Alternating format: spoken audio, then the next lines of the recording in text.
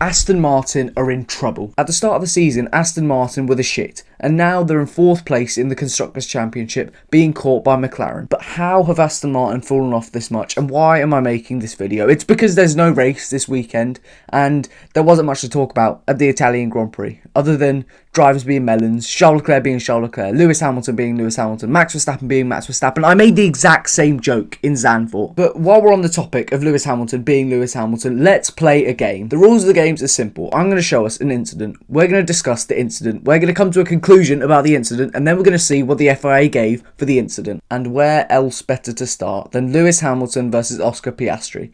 They're racing wheel to wheel towards the turn 3 chicane for very good points. Lewis Hamilton moves to the right. They have wheel sex. Oscar Piastri gets damaged and has to come in, ruining his race, while Lewis Hamilton goes on and finishes P6. I'll let you lock in your answers to who was at fault and what was given.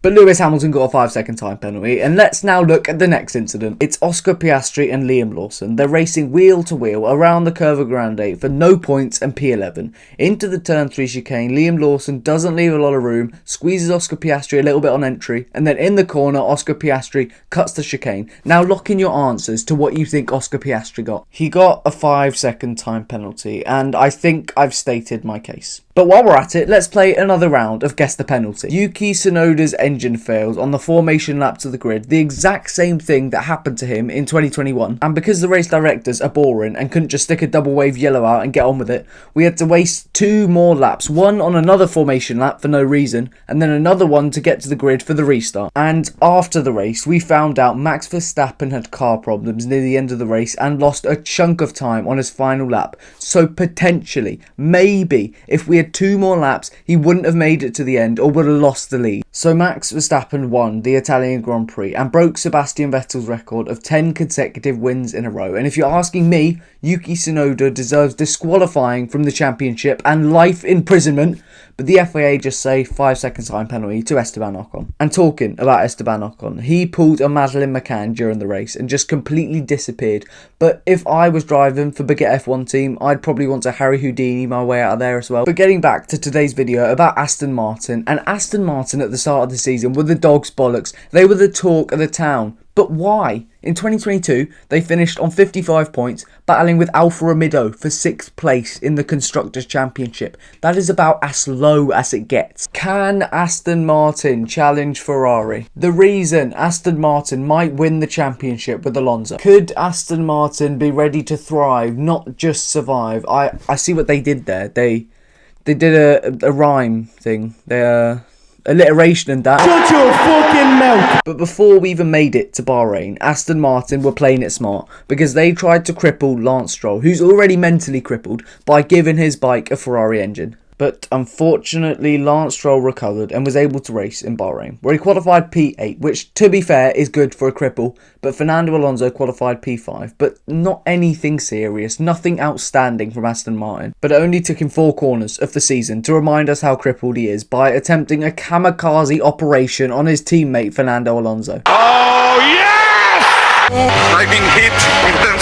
Yeah, copy, we are reviewing. But Fernando Alonso trooped on, embarrassing George Russell, embarrassing Lewis Hamilton, embarrassing Carlos Sainz, and taking home a podium on his first day for Aston Martin. And to be fair to Lance Stroll, he finished a very respectable P6 after a spasm at turn 4. So it was the perfect start to the season for Aston Martin and Fernando Alonso, taking home a very well-deserved podium and a very good day for Lance Stroll, representing for the mentally challenged. And it got better in Saudi Arabia as they qualified P3 and P6, which then got elevated to P2 and P5 and a front row start to Alonso because Charles Leclerc went boom boom in Bahrain. But Fernando Alonso slaps it off the start, taking the lead of the race, and then gets slapped with a 5-second time penalty. And I swear to God, some of these 5-second time penalties make me want to book a flight to Switzerland and end it all. But Fernando Alonso fights through it and gets a podium while Lance Stroll DNFs with an engine failure. And then in Australia, Fernando Alonso bagged another podium, even though Carlos Sainz was committing Spanish Civil War at turn 1 on the restart, and Lance Stroll bagged P4, even though he was being a cripple on the restart. So after the first 3 races, Aston Martin are on 65 points, which is already more than they scored in the whole of last season, and they're second second in the Constructors' Championship, 9 points ahead of rivals Mercedes. But things took a turn for the worst in Azerbaijan because Fernando Alonso wasn't on the podium for the first time this season, but he still beat Lance Stroll convincingly over the weekend. But they came back in Miami because Fernando Alonso stuck at P2 on the grid and Lance Stroll stuck at P8 and then finished P12 in the race, while Fernando Alonso took home P3. And then, of course, Imola was cancelled because all the women in Italy were still so wet from the fact that Carlos Sainz and Charles Leclerc didn't DNF at the Miami Grand Prix. But in Monaco, Fernando Alonso slapped it onto provisional pole before Max Verstappen remembered who the fuck he was, pulled up his pants and robbed pole off Fernando Alonso. Meanwhile, on the other side of the garage, Downey got fucked off in Q2 and finished 14th. And then from the start of the race till his car gave up, Lance Stroll just decided to go on a kill streak.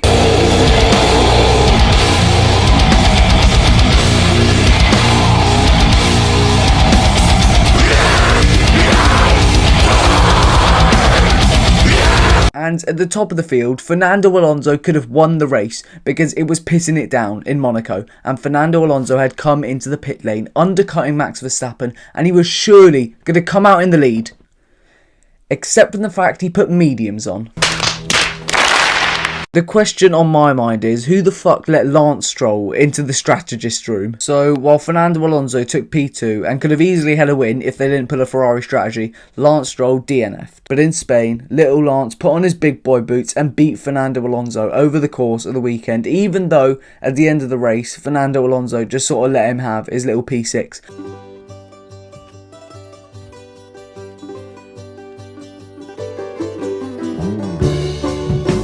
But now Mercedes overtake Aston Martin in the Constructors' Championship. But in Canada it was back to same old because Fernando Alonso slapped at P3, finished P2. Lance Stroll got knocked out in Q2 and then finished 9th with 2 points. And in Austria, Lance Stroll beat Fernando Alonso in quali and the sprint, but then finished P9 in the race, while Alonso finished P5. Come on, brother. What's up, fam? You know this. But in Silverstone was when things went tits up for Aston Martin because McLaren remembered who the fuck they were and jumped pretty much the whole grid, and Aston Martin could only finish P7 and P14. And to put the cherry on the icing, on the cake, Lance Stroll fucked it into Pierre Gasly. I swear you'll never see anything like this ever again. In Hungary next race, and you could say Aston Martin were hungry for a good result. Shut your fucking mouth! Because Fernando Alonso was giving it large and bigging up their car, saying they could even challenge for a win. They finished P9 and P10. And in Belgium, Lance Stroll crashed in sprint qualifying. Fernando Alonso crashed in the sprint. But in the race, Fernando Alonso finished P5 and Lance Stroll finished P9. Come on, brother. What's up, fam? But finally in Zandvoort, Fernando Alonso was back on the podium for the first time in 4 races with a P2 finish. Lance Stroll, meanwhile, qualified P11 and finished P11. And I mean, at least he's consistent. And as we know in Formula 1, Consistency is key. And finally in Monza, after the high of Zandvoort, they had their worst result of the season. And I think this is what really spurred me creating this video, because they qualified P20 and P10. And I'll let you guess who qualified P20. And because they could only manage P9 and P16 in the race, they now slip behind Red Bull, Mercedes and Ferrari in the Constructors' Championship, also while being caught by McLaren. Fernando Alonso has 170 points and 7 podiums, while Lance Stroll has 47 points and 0 podiums. It's quite obvious what the problem is at Aston Martin, but they can't do anything about it because Lance Stroll is the boss's son. Or can they? A lot of people are saying that Lancelot's seat might not be as safe as it's been for the last 4 years. And I genuinely think if Aston Martin get another driver, they will be flying. And I also think that if the Aston Martin team have to deal with Lance Stroll for another year, they're going to book a team vacation to Switzerland and top themselves off. I believe if they get a new driver with the financial backing they've got, with the facilities they've got, they can challenge for titles in the coming years. I think this season, if they can finish ahead of McLaren and maybe ahead of Ferrari, that would be a good season for them, and I think that's realistically the best they can do. But thank you for watching, and if you've made it this far, you may as well like and subscribe, because if you don't, I'm going to go to Switzerland. Oh yeah!